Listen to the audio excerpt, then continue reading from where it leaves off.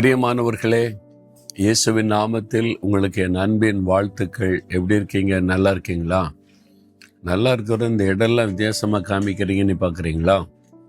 இது நம்முடைய தேவனுடைய கூடார எல்லைக்குள் இருக்கிற காட்ஸியன் தேவனுடைய சத்திரம். நான் சொன்னேன்ல, அதனுடைய ரிசப்ஷன் பகுதி.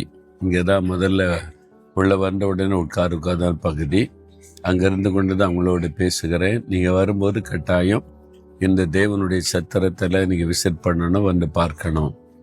சரியா? சரி, இப்பொழுது ஆண்டவர் எனக்கு என்ன வார்த்தை வைத்திருக்கிறார் அப்படின்னா, ஒரு அழகான ஒரு வேத வசனம் ஒரு தேவனுடைய பிள்ளையினுடைய வாயிலிருந்து வருகிறது. நீர் என்னை நம்ப பண்ணின வசனத்தை உமது அடியனுக்காக நினைத்தருளும். ஆண்டவர் தன் வசனத்தை கொண்டு நம்மோடு பேசுகிறார். அப்படிதானே? இப்போ வாக் வித் ஜீசஸில் ஒவ்வொரு நாள் ஒரு வசனம் சொல்லப்படுது. அதை கொண்டு ஆண்டவர் பேசுகிறார். இதில் வாக்குத்தத்தை வந்துட்டா நம்ம ரொம்ப விசுவாசமாக பிடித்து கொள்ளுவோம்.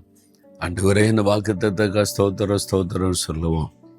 ஆண்டவர் அதை நம்ம நம்ப பண்ணுகிறார். உனக்கு தான் இந்த வாக்குத்தத்தம், உனக்கு இதை செய்வேன் என்று நமக்குள்ள அந்த நம்பிக்கை வந்துட்டு இது எனக்குரிய வாக்குத்தத்தம்னு சொன்னால் அந்த வசனத்தை வைத்து ஜெபிக்கணும். நீர் என்னை நம்ப பண்ணின வசனத்தை உமது அடியனுக்காக நினைத்தருளும் அப்படின்னு நம்ம ஜெபிக்கணும். அதாவது தேவன் ஒரு வாக்கு கொடுத்துட்டா நீ சும்மா இருக்கக்கூடாது. அந்த வாக்கு தத்தத்தை வைத்து ஜெபம் செய்வது. நான் எந்த காரியத்துக்கானாலும் முதல்ல காத்திருந்து ஜெபம் செய்வேன். ஒரு ஊழிய காரியம், தேவை, ஒரு காரியம், அதுக்காக காத்திருந்து ஜெபிக்கும் போது தேவன் அதுக்குன்னு ஒரு வாக்குத்தத்த வார்த்தையை தருவார், அல்லது ஒரு வழிநடத்துதலை தருவார். ஒரு வசனம் சும்மா கண்ணை மூடிட்டு அப்படி திறந்துட்டு பார்க்கறது கிடையாது. இப்படி மாய மந்திரம்லாம் காமிக்கக்கூடாது பைபிளை வச்சுக்கிட்டு, அப்படி கிடையாது. நீங்கள் காத்திருந்து ஜெபிக்கும் போது ஆவியானவர் உங்களுடைய மனதில் தெளிவாக அந்த வசனத்தை வெளிப்படுத்தி காண்பிப்பார். அதை நீங்கள் புரட்டி பார்க்கலாம், வாசிக்கலாம்.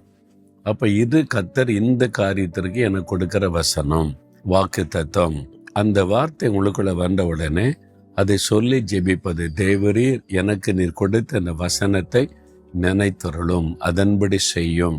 இந்த வாக்கு தத்தத்தை நினைத்தருளும், இந்த உடன்படிக்கையை நினைத்தருளும், அதை நிறைவேற்றும் என்று அதை சொல்லி ஜெபிப்பது. அது ரொம்ப வல்லமை உள்ள ஜெபம். அந்த ஜெபத்தை ஆண்டவர் மறுக்க முடியாது. கட்டாயம் பதில் வரும். என்றால் ஆண்டவர் வாக்கு கொடுத்தது இல்லையா?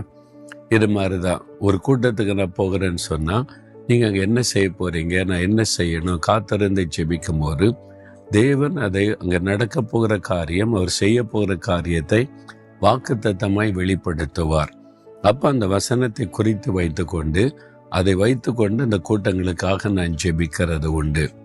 அதே மாதிரி ஒரு ஊழிய தேவை, இது மாதிரி ஒரு பில்டிங் கட்டுகிறோம், ஒரு ஊழிய காரியத்தை செய்யணும் கர்த்தர் சொல்லுகிறார். அதுக்கு நீங்கள் என்ன வாக்கு கொடுக்குறீங்க, நான் என்ன செய்யணும் காத்திருந்து ஜெபிக்கும் போது அதை கர்த்தர் வெளிப்படுத்துவார். அதை வைத்து ஜெபித்து தான் இன்றைக்கு இந்த ஊழியத்தில் இத்தனை காரியங்கள் நடக்கிறது. எல்லாமே தேவன் வாக்கு கொடுத்து அதை வைத்து ஜெபித்து தேவன் அதை நிறைவேற்றி தந்திருக்கிறார். உங்கள் வாழ்க்கையில இந்த பழக்கத்தை ஏற்படுத்தி கொள்ளணும். பிள்ளைகள் காரியமா உடனே நீங்களே தீர்மானிக்காதபடி முதல்ல ஜெபம் பண்ணுங்க. அப்போ ஆண்டவரிடத்திலிருந்து ஒரு வசனத்தை பெற்றுக்கொள்ளுங்க. கர்த்தருடைய வாக்குத்தத்தமோ கைடன்ஸோ வசனத்தின் மூலம் பெற்றுக்கொண்டு அந்த வசனத்தை வைத்து நீங்கள் ஜெபிக்க அது அப்படியே நிறைவேறும். அதுதான் ஆண்டவர் நம்மிடத்தில் சொல்லுகிற ஒரு விஷயம். இன்றைக்கு நீர் என்னை நம்ப பண்ணின வசனத்தை நினைத்தருளும். கர்த்தர் உங்களுக்கு வாக்கு கொடுத்தக்காரில் அதை சொல்லி என்னைக்காவது ஜெபிக்கிறீங்களா? எழுதி வச்சிருக்கிறீங்க சும்மா, அவ்வளோதான். அதை சொல்லி ஜெபிக்கணும்ல. அந்த பக்தன் ஜெபம் பண்ணினதுதான் எழுதப்பட்டிருக்குது.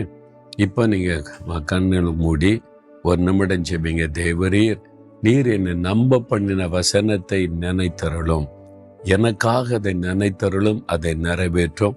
நீர் நிறைவேற்றி தருகிறீர், நான் விசுவாசிக்கிறேன். இயேசு கிறிஸ்துவின் நாமத்தில் ஜெபிக்கிறேன். ஆமேன், ஆமேன்.